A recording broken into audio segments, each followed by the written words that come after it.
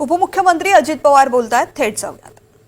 मंडळातील सहकारी, राष्ट्रवादीचे सर्व पदाधिकारी, आजच्या या जनसन्मान रॅलीला उपस्थित असणारे माझे बंधू भगिनी, पत्रकार मित्र आणि तरुण मित्रांनो, मला वाटलं नव्हतं की आज पाऊस येईल, परंतु पावसाने थोडासा आपला हिरमोड केला, परंतु वरुण राजांनी देखील आपल्यावर वर्षाव केलेला आहे, आपल्याला पाठिंबा दिलेला आहे असं समजायला काही हरकत नाही. मित्रांनो, लोकसभेच्या निवडणुकीच्या निकालाच्या नंतर मी पहिल्यांदाच आपल्या सगळ्यांच्या समोर इथं उभा आहे आणि मला आपल्याला एकच सांगायचं आहे की मी आपल्या सगळ्यांच्या समोर एक विकास आणि गरीब लोकांना मदत करण्याच्या हेतूने उभा आहे.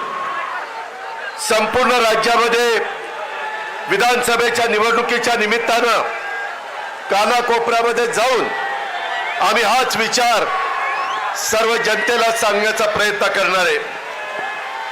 तुम्ही पहा, मी जो मधल्या काळामध्ये निर्णय घेतला तो निर्णय घेतलेला असताना काहींनी थोडंसं वेगवेगळ्या प्रकारचं मत व्यक्त केलं, परंतु राष्ट्रवादी काँग्रेस पक्षाच्या असंख्य आमदारांनी विकासाच्या करता तो मुद्दा, विकासाच्या करता तो निर्णय हा घेतलेला होता.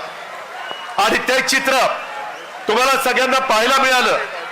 लोकसभेच्या निवडणुकीच्या निमित्तानं आपल्याला थोडं अपयश आलं, परंतु मी कार्यकर्त्यांना सांगेन, जनतेला सांगेन, अपयश आलं म्हणून खचून जायचं नसतं. आणि कालच्या विधान परिषदेच्या निवडणुकीमध्ये 9 आमदार आपले निवडून आले म्हणून हुरळून पण जायचं नसतं. यश पण पचायला शिकलं पाहिजे आणि अपयश आलं तरी खचून न जाता मोठ्या नव्या उमेदीनं लोकांच्या समोर जाण्याच्या करता आपण तयारी ठेवली पाहिजे. आणि तीच तयारी मी आणि माझ्या सगळ्या सहकारी मित्रांनी ठेवलेली आहे. तुम्ही पाहा, कालच्या निवडणुकीमध्ये शिवाजीराव गर्जे असंख्य वर्ष तुमच्या माझ्या राष्ट्रवादी काँग्रेस पक्षामध्ये एक कार्यकर्ता म्हणून काम करणारे, सगळ्यांना आलेल्या गेलेल्यांचं जे काही अडीअडचणी आहेत ते समजून घेणारे, ते आम्हा लोकांच्या कानावर घालणारे, अशा पद्धतीनं जे शिवाजीराव गर्जे होते, अनेक वर्ष आमच्या सगळ्यांच्या मनात होतं की त्यांना संधी मिळाली पाहिजे, परंतु काही ना काही अडचणी येत होत्या. काल मात्र राष्ट्रवादी काँग्रेस पक्षाने शिवाजीराव गर्जेंना आमदार करण्याचं काम केलं, सगळ्यांनी आशीर्वाद देण्याचं काम केलं. दुसरा एक तरुण सहकारी आपला परभणीचा राजेश विटेकर, की ज्याला आपण लोकसभेची उमेदवारी देणार होतो, परंतु काही कारणाने आपण तिथं जरा थांबलो. आपल्यातले सहकारी महादेव जानकरांना ती उमेदवारी दिली आणि त्यावेळेस पहिल्या सभेमध्ये मी सांगितलेलं होतं की राजेश, 6 महिन्याच्या आत राष्ट्रवादी काँग्रेस पक्ष तुला आमदार केल्याशिवाय गप्प बसणार नाही. आणि तो निर्णय आपण कालच्या निवडणुकीच्या निमित्तानं उभ्या महाराष्ट्राला दाखवून दिला. आपण शब्दाचे पक्के आहोत. जो आपला वादा असतो तो वादा आपला पक्का असतो, हे महाराष्ट्राला माहिती आहे. मित्रांनो, अनेक गोष्टी आहेत. माझ्या आया बहिणी इथं असंख्य संख्येने आहेत. मला ज्यावेळेस अर्थ मंत्रालय मिळालं त्यावेळेस मी विचार केलेला होता की यावेळेस काही झालं तरी आपण त्यामध्ये विकास आणि गरिबी ह्या करता मदत करायची आहे. मित्रांनो, तशा पद्धतीने आपण निर्णय घेतला आणि आपल्या महिलांच्या करता लेक बहीण माझी लाडकी बहीण योजना, ही योजना आपण आणली. काही विरोधकांनी आमच्यावर टीका केली, माझ्याबद्दल काही वेडवाकडे बोलले, परंतु त्याला मी फार महत्व दिलं नाही. कारण मला जाणीव होती, मला खात्री होती, महायुतीच्या वतीनं एकनाथराव शिंदे असतील, देवेंद्र फडणवीस असेल, मी असेल किंवा माझे सगळे सहकारी असतील, आपण ती योजना चांगल्या प्रकारे राबवू शकतो, हा एक विश्वास मला होता. का तर त्याच्यात माझ्या गरीब महिलेला मला मदत करायची होती, माझ्या मातेला मला मदत करायची होती, माझ्या मुलीला मला मदत करायची होती. आणि तशा पद्धतीचं काम आपण 1 जुलै पासून सुरू केलेलं आहे.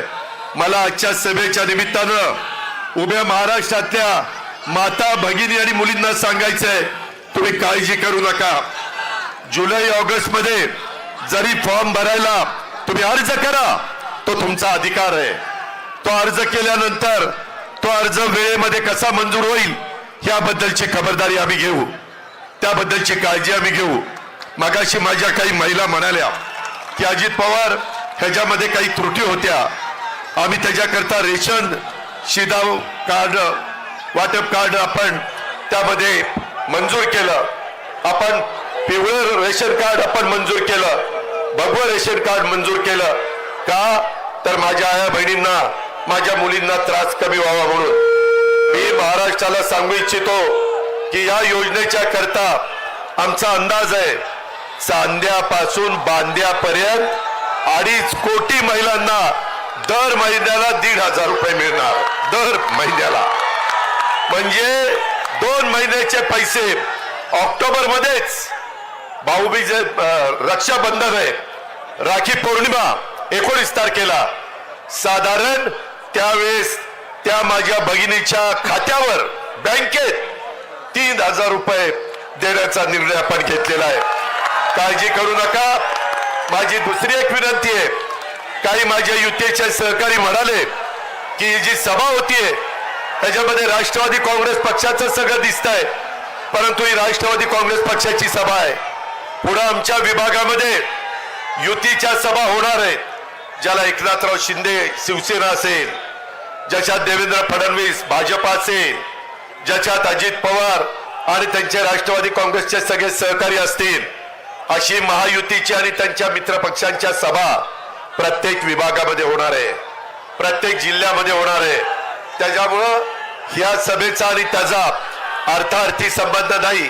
हे राष्ट्रवादी काँग्रेस पक्षाने जनसन्मान रॅली सुरू केलेली आहे. ती रॅली सुरू करत असताना आम्ही कुणालाही वंचित ठेवलेलं नाहीये. आज मी सकाळी माझ्या काही महिलांचे अर्ज पंचायत समिती बारामतीमध्ये स्वीकारायला गेलो. त्याच्यामध्ये एक म्हणाली, दादा तुम्ही त्याच्यामध्ये सांगितलंय 4 चाकी वाहन असल्यावर त्यांना मिळणार नाही. म्हणलं ट्रॅक्टर असला तरी त्यांना मिळणार. पण ते म्हणले की दादा माझा नवरा ड्रायव्हर आहे आणि तो रात्री गाडी घेऊन माझ्या घरी येतो आणि त्याच्यामुळे ती गाडी तर आमचीच समजतील आणि मग 4 चाकी वाहन आमची काय चूक आहे. मी तमाम माझ्या ड्रायव्हर लोकांना महाराष्ट्रातल्या सांगतो, त्यांच्या सगळ्या पत्नींना सांगतो, भगिनी वर्गाला सांगतो, मुलींना सांगतो, काळजी करू नका. ज्यांच्या स्वतःच्या नावावर गाडी आहे अशांना त्याच्यामध्ये धरलं जाणार नाही. जे ड्रायव्हिंग करतात त्यांना त्याच्यामध्ये धरलं जाणार आहे.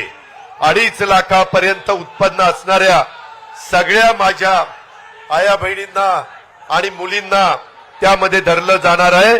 आपण अजिबात काळजी करू नका. एवढ्यावरच आपण थांबलेलो नाही. आपण 3 गॅस सिलेंडर वर्षाला, त्याचेही पैसे माझ्या बहिणीच्या अकाउंटला, माझ्या मुलीच्या अकाउंटला, माझ्या मातेच्या अकाउंटला जाणार आहे. उत्पन्न मर्यादित असलं पाहिजे 2.5 लाखाच्या आत. मित्रांनो, मी महाराष्ट्राचा विचार केला, तसाच मी बारामतीचा विचार केला. बारामतीमध्ये साधारण वर्षाला माझ्या आया बहिणींना आणि मुलींना 180 कोटी रुपये वर्षाला मिळणार आहेत. किती? 180 कोटी. आणि कमी जास्त तालुके आहेत, काही तालुके लहान आहेत, तिथे 150 कोटी मिळतील वर्षाला. काही ठिकाणी माझी लाडकी बहीण योजनेमध्ये कमी पैसे 125 कोटी मिळतील लोकसंख्येचा विचार करता. परंतु ह्या सगळ्या राज्याला मिळून 46,000 कोटी रुपये वर्षाला मिळणार. किती? 46,000 कोटी. काही काही राज्यांची बजेट एवढी नाहीये. आपण तेवढं माझी महिला सक्षम व्हावी, माझी महिला आत्मनिर्भर व्हावी, तिला एक विश्वास वाटावा की मला माझ्या घरच्या पुरुष मंडळींवर अवलंबून राहावं लागत नाही. मला काही का होईना वर्षाला 18,000 रुपये देण्याचं काम या महायुतीच्या सरकारने केलेलं आहे. मी सगळ्यांना हेही सांगतो, हे सातत्य आपल्याला टिकवायचं आहे. पण त्याकरता महाराष्ट्रातल्या जनतेला एक विचार करावा लागणार आहे की पुढे येणाऱ्या विधानसभेमध्ये देखील महायुतीला आपल्याला निवडून द्यायचं आहे, तर आपली योजना पुढे कायमची चालणार आहे, तर आपल्याला कायमचे पैसे मिळणार आहेत. हौसे नवसे गवसे येतील, काही सांगण्याचा प्रयत्न करतील, त्यांच्यावर विश्वास ठेवू नका. हा अजितदादा शब्दाचा पक्का आहे, त्यामध्ये कुठं बदलणार नाही, ही पण गोष्ट आपण लक्षात ठेवा. आणि मी फक्त आमच्या महिलांना नाही दिलं, मी गरिबांना द्यायचा प्रयत्न केलाय, विकासाला पैसा देण्याचा प्रयत्न केलाय. मुख्यमंत्री उपमुख्यमंत्री माझ्या जोडीला होते, आम्ही कुणालाही तसं वंचित ठेवलेलं नाही. माझा शेतकरी सतत मला म्हणायचा, दादा आम्हाला 3चं लाईटचं बिल भरता येत नाही, हो 5चं लाईटचं बिल भरता येत नाही, फार अडचण होती, ओढाताण होती, 7.5चं बिल भरता येत नाही. आमच्या मनात होतं, सगळे मंत्री आमदार मला सांगायचे की एकदा निर्णय घ्या, शेवटी वेळ यावी लागते, आणि ती वेळ त्या अर्थसंकल्पामध्ये आली. आपण 44 लाख शेतकऱ्यांना 14,000 कोटी रुपये माफ करून टाकले. 14,000 कोटी रुपये वीज माफी. आता तुम्हाला आमच्या महावितरणचा अधिकारी वीज बिल भरा म्हणून सांगायला येणार नाही, तुम्हाला ते माफ केलेलं आहे.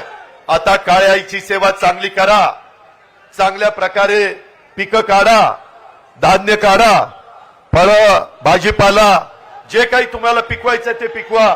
कृषी मंत्री इथं आहे, ते 1 रुपयामध्ये पीक विमा तुम्हाला देत आहेत. करोडो रुपये तुमच्या करता राज्य सरकार खर्च करताय.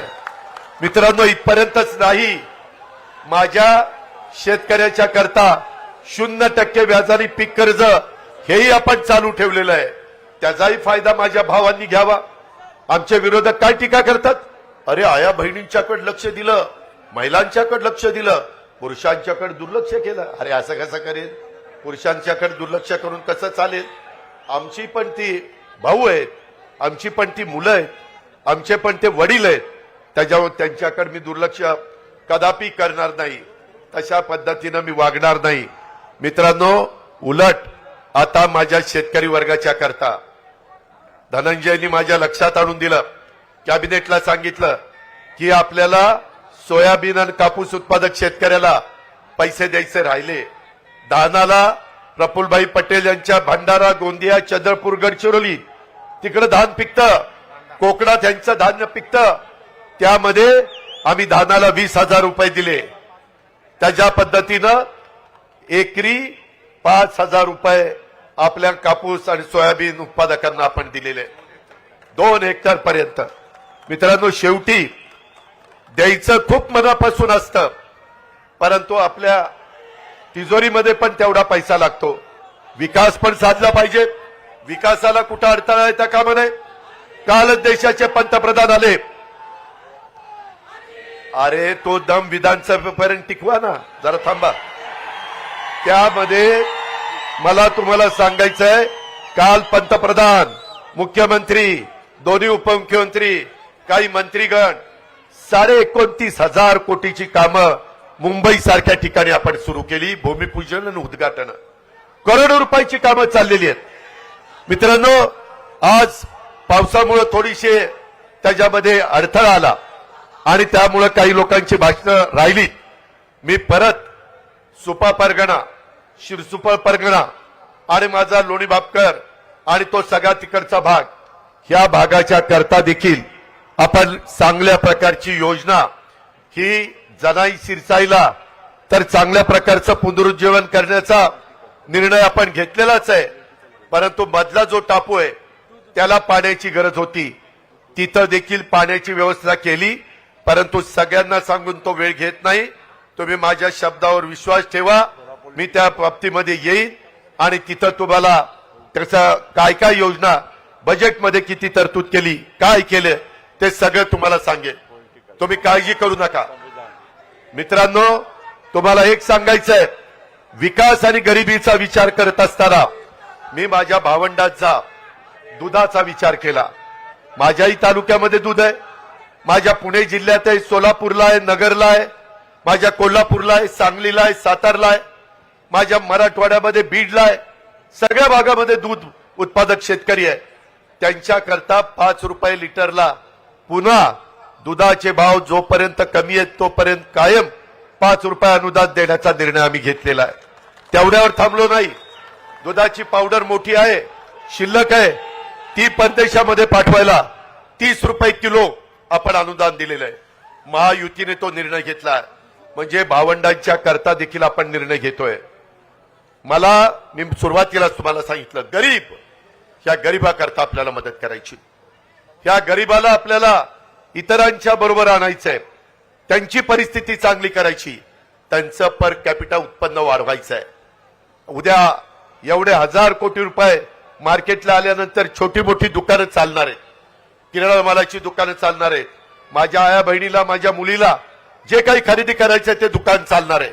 आणि एवढा पैसा हा ग्रामीण भागात आणि शहरी भागामध्ये चालणार आहे. हा निर्णय हा महायुती सरकार घेऊ शकतं. हा निर्णय आपण लोकांनी घेतलेला आहे. एवढ्यावरच आपण थांबलो नाही. शाहू फुले आंबेडकरांची विचारधारा मी सातत्याने तुम्हाला सांगतोय. 18 पगड जातीला बरोबर घेऊन युगपुरुष छत्रपती शिवाजी महाराजांनी हिंदवी स्वराज्याची स्थापना केली, हे आम्ही आयुष्यात विसरू शकत नाही. आणि त्याच 18 पगड जाती 12 बलुतेदारांना घेऊन आपण त्यामध्ये पुढे चाललेलो आहे. ह्या योजना आहेत आया बहिणींनो, ह्या सर्व जाती धर्माला, मागासवर्गीय, आदिवासी, माझे मुस्लिम, माझा ओबीसी, माझा भटक्या महिला, भटक्या समाजामध्ये मोडणाऱ्या, सर्वसाधारण समाजामध्ये मोडलेल्या सगळ्या जाती धर्माच्या महिलांच्या, मुलींच्या आणि मातांच्या करता ही योजना आहे. अट एवढीच आहे, 2.5 लाखाच्या आतमध्ये उत्पन्न पाहिजे. मला एक तुम्हाला सगळ्यांना सांगायचं आहे, ह्या सभेच्या निमित्तानं राज्यातल्या जनतेला सांगायचं आहे, बाबांनो, पाठीमागच्या काळात लोकसभेला काही वेगळ्या पद्धतीचं वातावरण तयार करण्याचा प्रयत्न झाला. आम्ही विकासाचं बोलत होतो, परंतु विकासावर आमच्यावर कुणीच बोललं नाही, कुणी टीका केली नाही. आम्ही गरिबीच्या बद्दल बोलत होतो, आमचे वेगवेगळे लाभार्थींना लाभ देण्याच्या बद्दल बोलत होतो. त्या सगळ्याला बाजूला ठेवून कारण नसताना घटनेचे शिल्पकार डॉक्टर बाबासाहेब आंबेडकर, अहो, ज्यांनी तुमच्या माझ्या देशाला घटना दिली, संविधान दिलं, आज जगामध्ये बाबासाहेबांचं कौतुक होत आहे. जगातला अतिशय मोठा पुतळा, जगाला हेवा वाटावा असा पुतळा आपण इंदुमिलच्या जागेवर 14 एकर जागेमध्ये करतोय.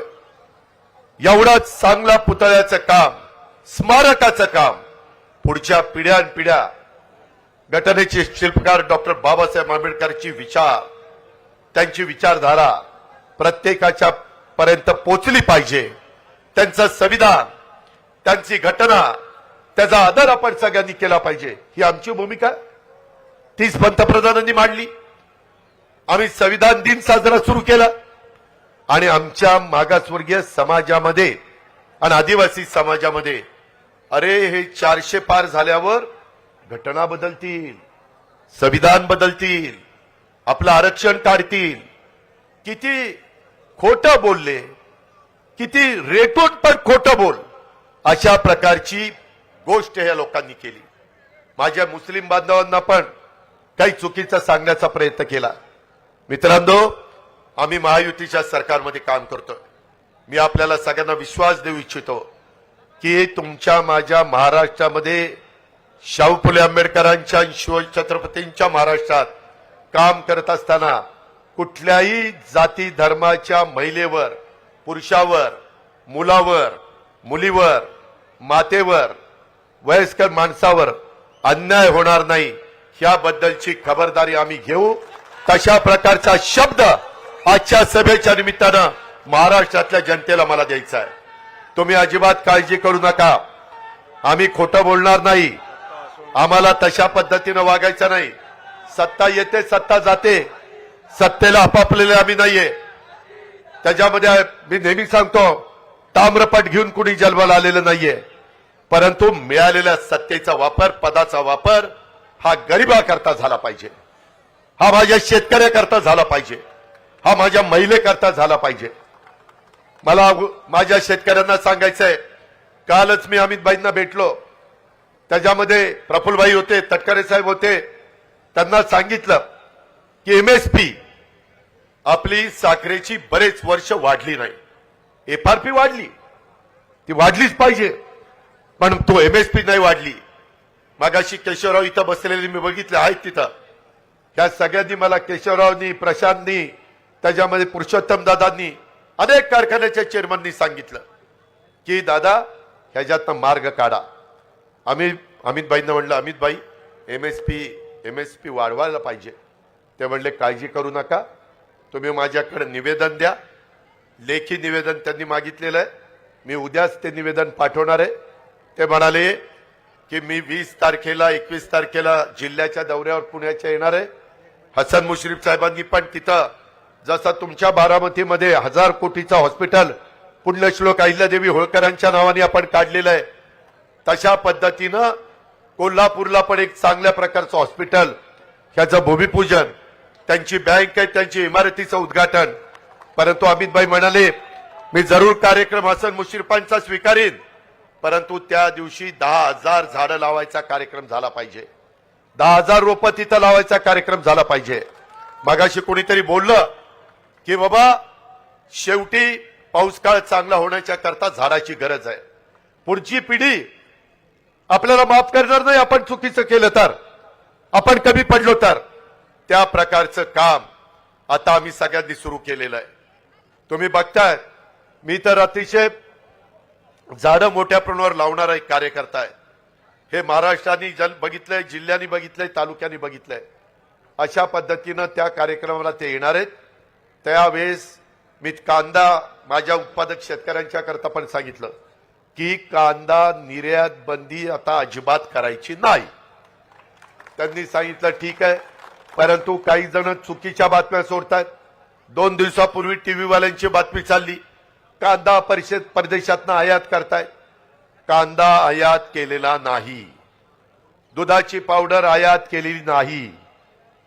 आम्ही सगळ्यांनी ही गोष्ट सांगितलेली आहे. जसं शहरी भागातल्या लोकांना परवडलं पाहिजे, तसं माझ्या उत्पादन करणारा शेतकरी त्यालाही परवडलं पाहिजे, त्याचाही प्रपंच चालला पाहिजे, त्यालाही 2 पैसे मिळाले तर तो त्याच्या कुटुंबाचा चांगल्या प्रकारचा विचार करेल. आत्महत्येपासून मला माझ्या महाराष्ट्रातल्या शेतकऱ्याला मागं खेचायचंय, त्याला सगळ्या सुविधा द्यायच्यात. तुम्ही घाबरू नका, राज्य सरकार तुमच्या पाठीशी आहे. केंद्र सरकारच्या कोट्यवधी रुपयाच्या योजना आपण तिथं आणण्याच्या करता कुठं कमी पडणार नाही. काल देशाच्या पंतप्रधानांनी पण सांगितलं, जसं देशाची आर्थिक राजधानी मुंबई आहे, तसं आता जगाची आर्थिक राजधानी मुंबई करण्याच्या करता आपण सगळेजण एकमेकाला मदत करू. ही भूमिका पंतप्रधानांनी मांडलेली आहे. मित्रांनो, कृपा करा आणि कुठेही आपण चुकीच्या प्रचारावर, नरेटिव्ह जो काही सेट करण्याचा प्रयत्न करतात, खोटं सांगण्याचा प्रयत्न करतात, ह्या गोष्टीवर विश्वास ठेवू नका. मला अशाच माझ्या भगिनी भेटायच्या, म्हणायच्या दादा हे तुम्हाला पटतं का? म्हणलं काय, मागासवर्गीय आणि आदिवासी समाजामध्ये गरिबी असते, म्हणून त्यांच्या मुलांना मुलींना तुम्ही मोफत शिक्षण, जे कॉलेजपर्यंत त्यांना जिथपर्यंत शिकायचं तेवढं देता. सगळा खर्च राज्य सरकार करतं. परंतु हे 2 समाज सोडून इतर जे समाज आहेत, ओबीसी आहे, सर्वसाधारण आहे, माझा मुस्लिम समाज आहे, माझा अल्पसंख्याक समाज आहे, ह्या सगळ्यांच्या मध्ये पण काही गरीब वर्ग आहे ना, त्यांच्या मुलींनी कसं शिकायचं? त्यांच्या आई वडिलांचं तर तेवढं उत्पन्न नाहीये, आणि मग ते कसं त्यांचा खर्च करणार? आणि मधी एकदा असंच मला मुख्यमंत्री एकनाथराव शिंदेंनी सांगितलं, रात्री त्यांना 12-1 वाजता फोन आला चंद्रकांत दादा पाटलांचा की बाबा ह्या ठिकाणी एका आई वडिलांना पैसे कमी होते आणि त्यांना शासनाच्या तर्फे 50% मदत मिळत होती, परंतु 50% देखील आपल्या मुलीच्या राहिलेल्या शिक्षणाकरता आपण आणू शकत नाही, म्हणून तिथं आत्महत्या झाली. आमच्या मनाला वेदना झाल्या. सत्ता ही पद उपभोगण्याच्या करता चालवायची नसते. त्यावेळेस आम्ही निर्णय घेतला की येणाऱ्या अर्थसंकल्पात सगळ्या जाती धर्माच्या मुलींना त्यांचे आई वडील गरीब असतील तर त्यांचं कॉलेजचं शिक्षण मोफत करायचं. त्यामध्ये मेडिकल असो, त्यामध्ये इंजिनिअरिंग असो, त्याच्यामध्ये टेक्निकल असो, ह्या पद्धतीचा निर्णय घेतलाय. मित्रांनो, तुम्हाला आश्चर्य वाटेल, ह्या सगळ्याच्या करता आपण किती निधी बाजूला काढला माहितीये? माझ्या लाडकी बहीण योजना 46,000 कोटी, माझ्या शेतकऱ्याला वीज माफी 14,000 कोटी, झाले 60,000 कोटी. त्यामध्ये महिलांना गॅस सिलेंडर 3 फ्री, त्यांना 2,500 कोटी, आणि मुलींना कॉलेजचं शिक्षण फ्री, त्याला 2,500 कोटी, झाले 5, म्हणजे 60 आणि 5 65. मुलं म्हणायचे आमच्या मुलांकडे मुलींच्याकडे लक्ष आहे का नाही? अरे आहे. तुमच्याकडे लक्ष नाही द्यायचं तर कुणाकडे लक्ष द्यायचं? 10,000 कोटी रुपयाचा कार्यक्रम माझ्या तरुण युवा युवतींच्या करता, त्यांना 10 लाख मुलांना मुलींना दरवर्षी आम्ही स्टायपंड देणार आहे. आणि त्याकरता त्यांना 1 वर्षाचं शिक्षण, ते शिक्षण घेतायत म्हणून त्यांना 6,000, 8,000, 10,000चं स्टायपंड, त्याकरता 10,000 कोटी. म्हणजे आम्ही आमच्या मुलांना मुलींना तरुण तरुणींना वाऱ्यावर सोडलं का? नाही सोडलं. असे 75,000 कोटी रुपये आपण राज्य सरकारच्या बजेटमधनं माझ्या महिलांना, माझ्या शेतकऱ्यांना, माझ्या मुलांना, माझ्या मुलींना, सगळ्यांना, सर्व घटकाला, आणि ह्याच्यामध्ये सगळ्या जाती धर्माचे आहेत. कुणी जर असं म्हटलं अरे आमचं काय, अरे तुमचं पण आहे ना, तुम्ही कशाला न करताय? सगळ्यांच्या करताय का? तर विकास हा राष्ट्रवादी काँग्रेस पक्षाने डोळ्यासमोर ठेवलाय. का? तर गरिबी कमी करायचा कार्यक्रम हा राष्ट्रवादी काँग्रेस पक्षाने ठेवलाय. म्हणून या सगळ्या योजना आणलेल्या आहेत. मित्रांनो, आम्हाला याची सुरुवात सगळे नेतेगण म्हणाले की रविवारचा दिवस असला तरी आज आपण ती सुरुवात करू. मला वाटलं नाही की याचा आनंद जसा तुम्हाला होईल तसा वरुण राजाला पण होईल आणि तोही बरसेल असं मला वाटलं नाही. परंतु ते शुभ लक्षण आहे. वरुण राजांनी पण आपल्याला साथ दिलेली आहे. आता कार्यकर्त्यांनो, घोषणा देण्याच्या पेक्षा आपल्या आया बहिणींचा 2.5 लाखाच्या पेक्षा कमी उत्पन्न असणाऱ्यांचा अर्ज केलाय का? अधिकाऱ्यांच्या पर्यंत पोहोचलाय का? काही अजून अडचण असेल तर कुठल्याही राष्ट्रवादीच्या किंवा महायुतीच्या आमदारांना सांगा, कुठल्याही मंत्र्यांना आम्हाला सांगा, कुठल्याही आम्हा मुख्यमंत्री उपमुख्यमंत्र्यांना सांगा. आम्ही त्याच्यामध्ये लक्ष घालू. आम्ही त्यामध्ये खरोखरीच तो लाभ देण्याच्या करता ह्या योजना केलेल्या आहेत. त्याबद्दल आपण अजिबात गैरसमज करू नका. आरक्षणाच्या बाबतीमध्ये देखील आपण योग्य पद्धतीचा निर्णय घेतोय. त्याबद्दल पण कुठलीही शंका कुशंका मनामध्ये बाळगू नका. कुणावर अन्याय होणार नाही, परंतु ज्यांना मिळालं पाहिजे त्यांनाही तो लाभ देण्याच्या करता हे राज्य सरकार कटिबद्ध आहे, सकारात्मक आहे. ही पण बाब मला या सभेच्या निमित्तानं माझ्या महाराष्ट्राला सांगायची आहे, माझ्या तमाम कार्यकर्त्यांना सांगायची आहे. कार्यकर्त्यांनो, आज जनसन्मान रॅली निघालेली आहे. आता विधानसभेचं मतदान होईपर्यंत ही थांबणार नाही. आपल्याला सगळा महाराष्ट्र ढवळून काढायचा आहे. आपल्याला प्रत्येक जिल्हा ढवळून काढायचा आहे, प्रत्येक तालुका ढवळून काढायचा आहे. अनेक वेगवेगळ्या प्रकारच्या योजना ह्या आपण त्या बाबतीमध्ये करतोय. यंदा पाऊसकाळ चांगला आहे. काही ठिकाणी आम्हाला दुबार पेरणी करावी लागते.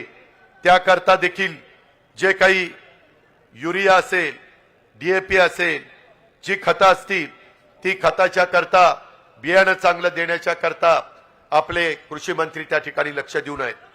कृषी मंत्री केंद्रीय जे शिवराजजी चव्हाण, त्यांची आणि धनंजयची चांगली ओळख आहे, माझी त्यांची चांगली ओळख आहे.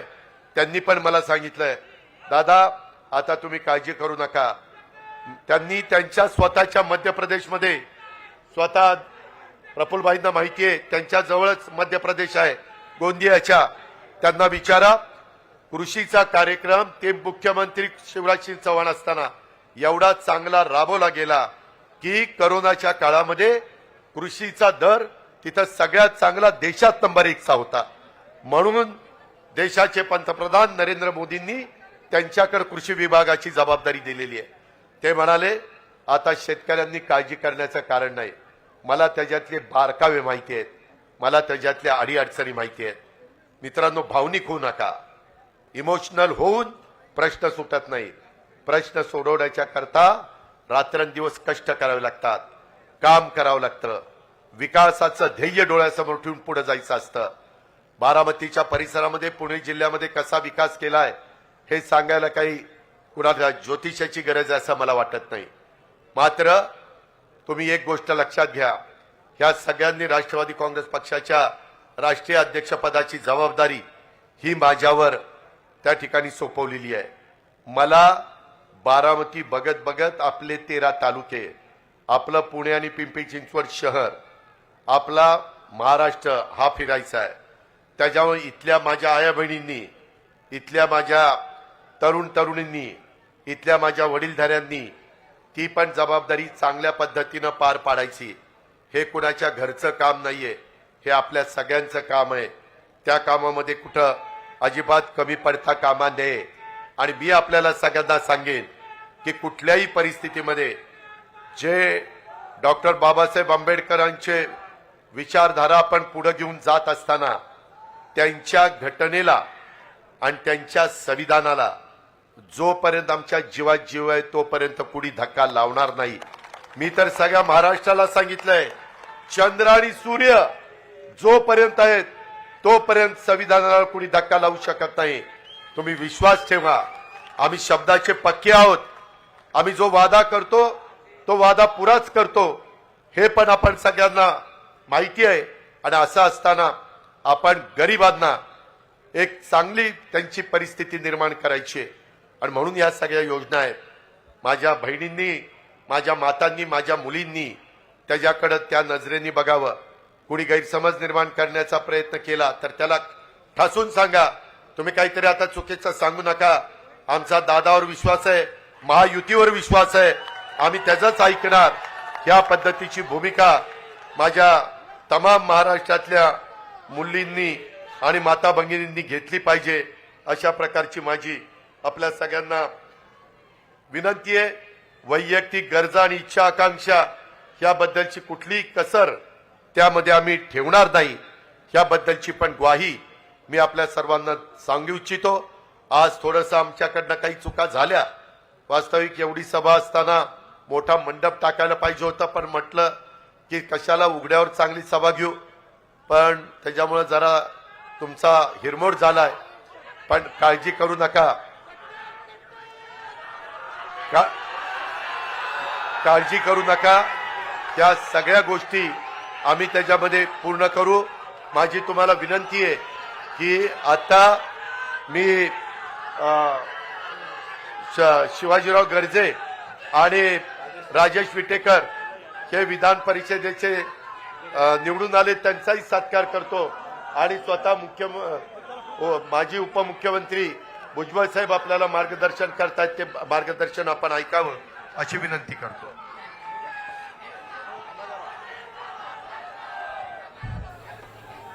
या राज्याचे उपमुख्यमंत्री अजितदादा, प्रांताध्यक्ष तटकरे साहेब, प्रफुल्ल पटेलजी, खासदार सुनेत्राताई, माझ्या सर्व सहकारी, माझ्या बांधवांनो, भगिनी आणि मातांनो, कुठले कुठले कार्यक्रम आम्ही राबवणार आहोत हे आपल्याला अजितदादांनी सगळ्यांनी सांगितलं.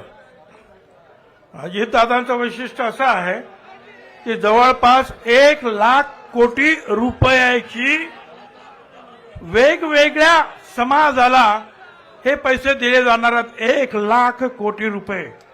मग ते महिलांना दिले जाणार, ते शेतकऱ्यांना दिले जाणार, ते विद्यार्थ्यांना दिले जाणार, सगळ्यांना दिले जाणार.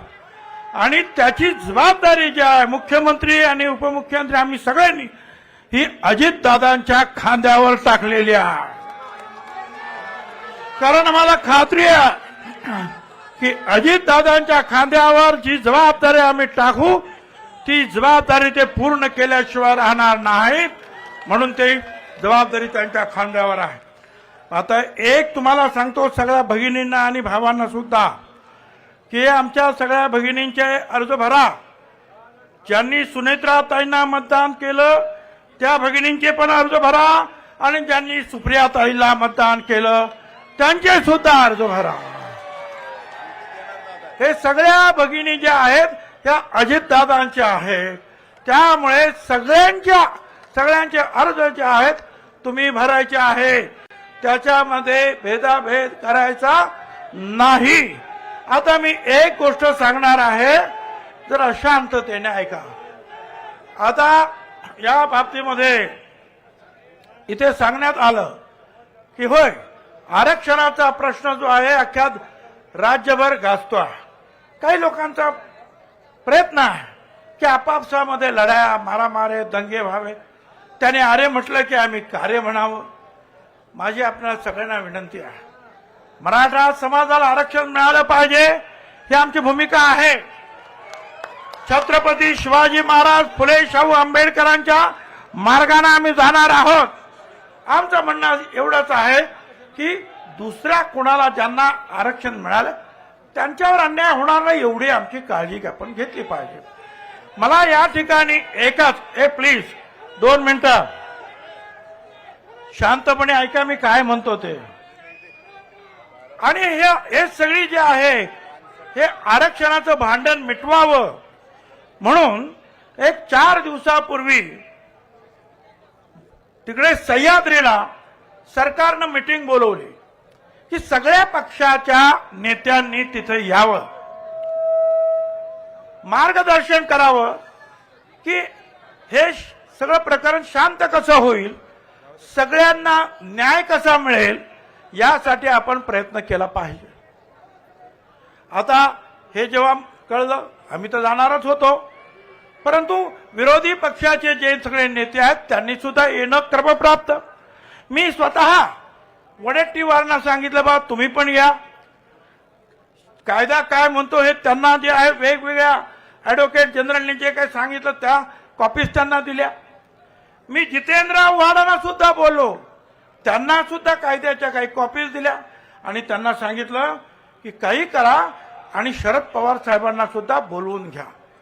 कारण व्हीपी सिंगांनी जे आरक्षण दिलं त्या आरक्षणाची अंमलबजावणी पवार साहेबांनी केली म्हणून आम्ही आतापर्यंत पवार साहेबांचा जय जयकार केला, त्यांचे आभार सुद्धा मानले. परंतु ज्या वेळेला अशा आरक्षणाच्या बाबतीमध्ये ज्या वेळेला काही प्रश्न निर्माण होतात त्यावेळेला अपेक्षा ही आहे की महाराष्ट्राचे एक ज्येष्ठ नेते म्हणून पवार साहेबांनी सुद्धा तिथे यायला पाहिजे होतं. परंतु असं सांगितलं जातं की सगळे येणार होते, पण 5 वाजता बारामतीवरून कुणाचा तरी फोन गेला आणि विरोधी पक्षाचे सगळे येणारे नेते यांनी बहिष्कार टाकला. मला हे विचारायचं आहे की या बारामती मतदारसंघामध्ये मराठा समाजाचे मतदार आहेत, माळी समाजांचे आहेत, धनगर समाजाचे आहेत, सर्व ओबीसी समाजाचे आहेत, भटक्या समाजाचे आहेत, विमुक्त समाजाचे आहेत. सगळ्यांनी मतं दिली. ती सुनेत्राताईंना दिली असतील तसं ती सुप्रियाताईंना सुद्धा दिली.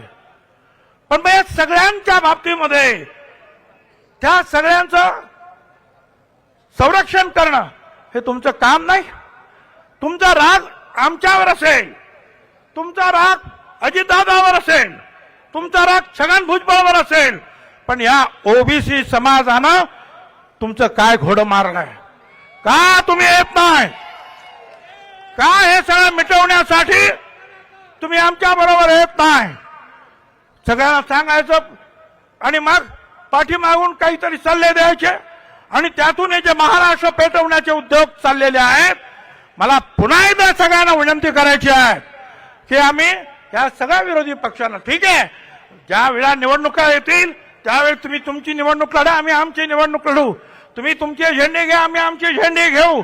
तुमची भूमिका मांडा, आम्ही आमची भूमिका मांडू. पण या राज्यातले सामाजिक प्रश्न सोडवत असताना मुद्दाम होऊन त्याच्यावर बायकॉट टाकायचा, मुद्दाम होऊन यायचं नाही आणि ओबीसी समाजाला असेल, मागास वर्गांना असेल वाऱ्यावर सोडायचं हे अजिबात योग्य नाही. कारण ह्या बारामती सहित संपूर्ण महाराष्ट्रामध्ये सर्व समाजाचे लोक राहतात. मराठापासून तर दलित आणि आदिवासी पर्यंत हे सगळे समाज तुमचे आहेत, हे सगळे समाज आमचे आहेत. आणि म्हणून एकत्र येऊन हा प्रश्न सोडवण्यासाठी आपण प्रयत्न केला पाहिजे. ती सुबुद्धी आपल्या सगळ्या विरोधी पक्षाच्या नेत्यांना मिळो अशी परमेश्वराकडे प्रार्थना करतो. थांबतो. धन्यवाद. जय हिंद, जय महाराष्ट्र. हॅलो धन्यवाद. या ठिकाणी